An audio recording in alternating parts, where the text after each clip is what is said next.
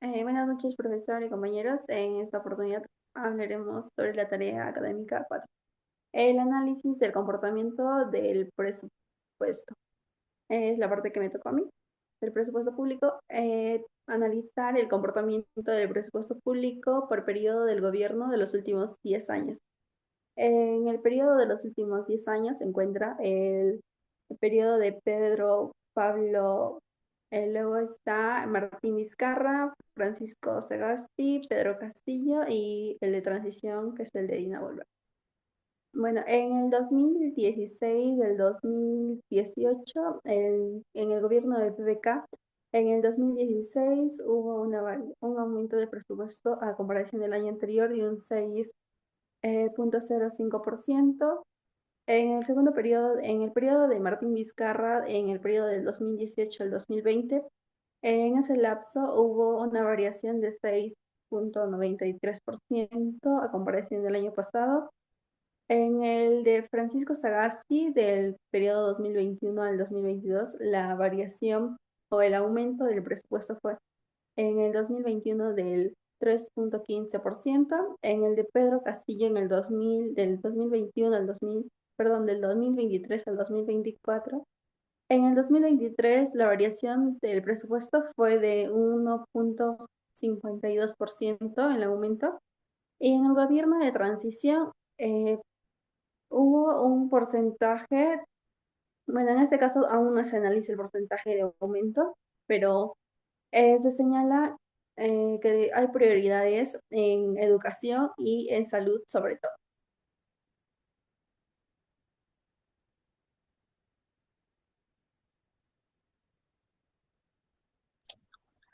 Ahora pasaremos con las variaciones en los ingresos por fuentes de financiamiento. Primero tenemos los tributos, que viene a ser el IGB, la renta y el ISC, que abarcan un 75%, aunque presentó caídas en 2020, pero se viene recuperando. Bueno, las caídas, como sabemos, vienen siendo por la pandemia del COVID. Los recursos directamente recaudados, que equivalen a un 10%, el endeudamiento interno, que equivale a un 8%, y que viene aumentando por la reactivación post-pandemia. Y el endeudamiento externo, que corresponde a un 5% de los créditos multilaterales. Y el canon de regalías mineras por transferencias, y corresponde a un 2%, ya que viene siendo alto gracias a las altas concentraciones en regiones mineras.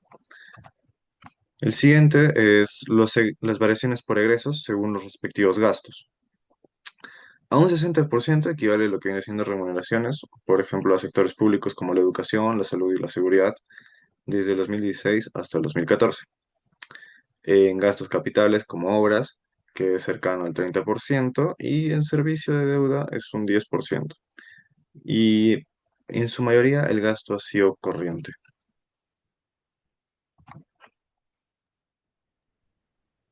Bueno, ahora seguimos con el análisis de políticas fiscales implementadas del 2014 al 2024. Comenzamos con el gobierno de Ollanta Humala del 2012 al 2016. Bueno, las políticas claves fueron la inversión pública descentralizada y el régimen MIPE tributario, el impacto del crecimiento económico sostenido y formalización parcial. Y bueno, en Coca-Cola Perú, la expansión de distribución regional y apoyo a bodegas asociadas. Ahora continuamos con el gobierno de Pedro Pablo Kuczynski del 2016 al 2018. Las políticas claves fueron las obras por impuesto y las medidas post el niño, el impacto, la reactivación sectorial y mejoras en la infraestructura. Y bueno, en Coca-Cola, la recuperación logística y expansión regional. Ahora seguimos con el gobierno de Martín Vizcarra del 2018 al 2020. Las políticas claves fueron el programa Arranca Perú y los alivios tributarios a MIPE. El impacto fue que sostuvo empleos y obras públicas durante la pandemia. Y en Coca-Cola, la continuidad operativa y el respaldo a socios minoristas. Ahora continuamos con el gobierno de Francisco Sagasti del 2020 al 2021. En políticas claves tenemos Reactiva Perú y el PAE-MIPE. El impacto fue el sostenimiento empresarial y del empleo. Y en Coca-Cola fue el apoyo a la cadena comercial y liquidez. Continuamos con el gobierno de Pedro Castillo del 2021 al 2022. Las políticas claves fueron el gasto social ampliado y propuesta de reforma tributaria. El impacto fue el aumento del consumo popular, pero con incertidumbre inversora. Y en Coca-Cola la demanda sostenida, pero menor inversión. Y por último, el gobierno de Dina Boluarte del 2022, bueno, hasta el 2024, que sus políticas claves fue el plan Compunche Perú y la mesa del sector alimentos y bebidas. Y el impacto que causó fue la reactivación parcial de la economía y en Coca-Cola la retoma, expansión y fortalecimiento comercial. Ahora hablaremos sobre el análisis de las políticas monetarias implementadas durante los diferentes gobiernos. Primeramente, comenzamos con el gobierno de Ollanta Humala, que este es desde 2011 al 2016. Pero tomando en cuenta a partir del año 2014, tuvimos en cuenta que la tasa de interés estuvo aproximadamente en un 4%, que ya para el 2015 este tuvo una reducción a 3,75, como podemos ver de hecho en el gráfico. Asimismo, en este caso se da la acumulación de las reservas internacionales para fortalecer la estabilidad financiera. Esto permite tener un impacto en la reducción del costo de crédito, lo cual genera una estabilidad tanto en las distintas empresas, ya sean importadoras o exportadoras, como es en el caso de Coca-Cola.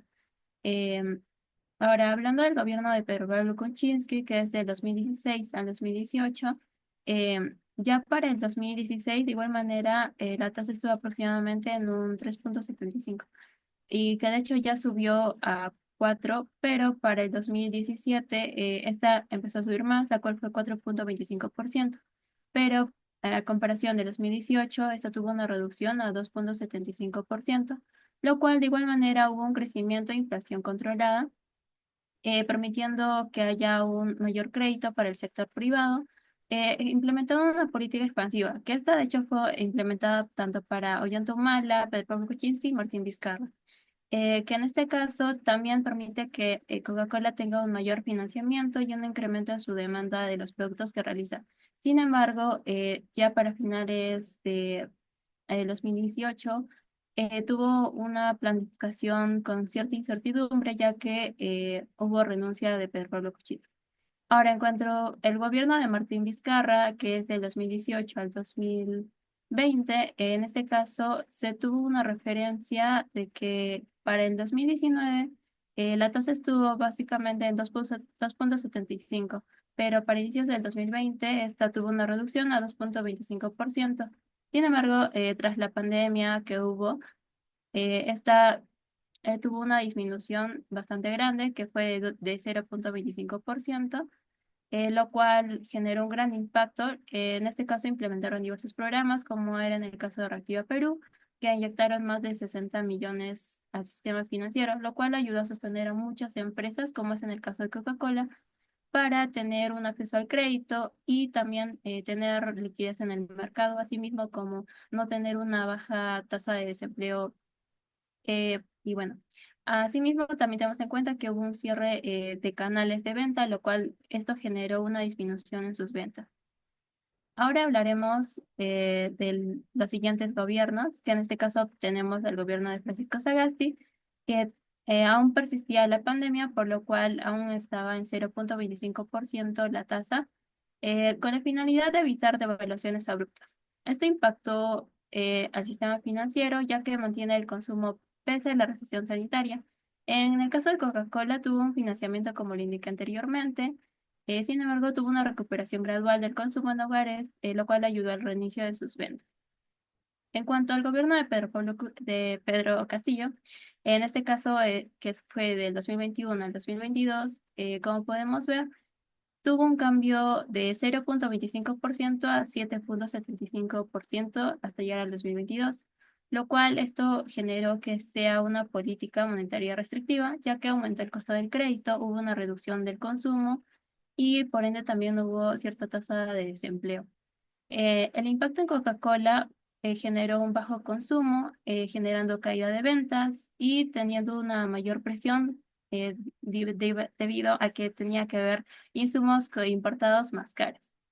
Y bueno, en el caso del gobierno de Dina Boluarte, en este caso que fue del 2022 hasta el 2025, que como podemos ver, que pasó de 7,75%, este empezó a disminuir a 4,5% que se mantiene actualmente, lo cual genera una inflación controlada con fortalecimiento de reservas y la gestión del tipo de cambio. Esto genera una recuperación gradual del consumo, como podemos ver actualmente, y en el caso de Coca-Cola, favorece la estabilidad monetaria, la inversión y la flexibilidad en la menor volatilidad en costos de importación. Y bueno, ahí podemos visualizar el gráfico de cuál ha sido el cambio desde el 2014 hacia el 2025 en la tasa de referencia de la política. Bueno, yo les voy a explicar sobre las conclusiones. La primera conclusión es sobre el comportamiento del presupuesto público. En los últimos 10 años, el presupuesto público del Perú ha demostrado una tendencia general en crecimiento, aunque con variaciones según el contexto político y económico. Las mayoría, bueno, los mayores incrementos se dieron en contexto de recuperación económica o emergencia, como pospandemia, y los principales gastos se han concentrado en salud, educación, infraestructura y pago de deuda. A nivel de ingresos, los impuestos siguen siendo la principal fuente de financiamiento, aunque ha habido un aumento relativo del endeudamiento interno y externo en periodos críticos. La conclusión 2 es sobre las políticas fiscales implementadas. Cada gobierno ha impulsado políticas fiscales con diferentes enfoques, desde el estímulo de la inversión y formalización empresarial hasta medidas redistributivas y emergencia sanitaria. Estas políticas han tenido impactos directos en la economía y particularmente en empresas como Coca-Cola que se han beneficiado del impulso al consumo, apoyo a los MIPES y reacción regional y gasto social. Conclusión número 3 es la política monetaria implementada. Las políticas monetarias han oscilado entre expansivas y contractivas, en respuesta a una crisis sanitaria, inflación global y desaceleración económica. El BCR ha actuado con independencia técnica, ajustando la tasa de referencia para estabilizar los precios y promover el consumo. Estas decisiones han impactado al acceso al crédito, la inversión empresarial y los costos financieros de compañías como Coca-Cola. Pasamos a las recomendaciones.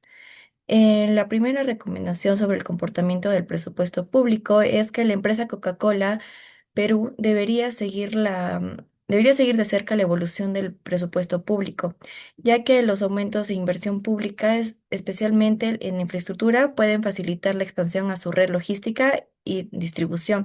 Además, se sugiere aprovechar programas gubernamentales que involucren alianzas públicas y privadas o incentivos regionales. En recomendación 2 sobre las políticas fiscales implementadas, es donde Coca-Cola Perú debería mantener estrategias comerciales flexibles que se adapten a los cambios fiscales en escenarios de mayor gasto público o incentivos tributarios a las MIPES. Puede fortalecer sus relaciones comerciales con bodegas y pequeños distribuidoras. Además, se recomienda monitorear posibles reformas tributarias que puedan impactar su carga fiscal o la de sus socios estratégicos. En la recomendación número 3, las políticas monetarias implementarias, es que Coca-Cola Perú debe continuar diversificando sus fuentes de financiamiento y aprovechar las tasas de interés cuando estén a nivel bajo y financiar operaciones o expansión. También se sugiere cubrir ante riesgos cambiarios en contextos de alta volati- volatilidad y planificar inversiones en función del comportamiento de la tasa de interés del BCR. Gracias.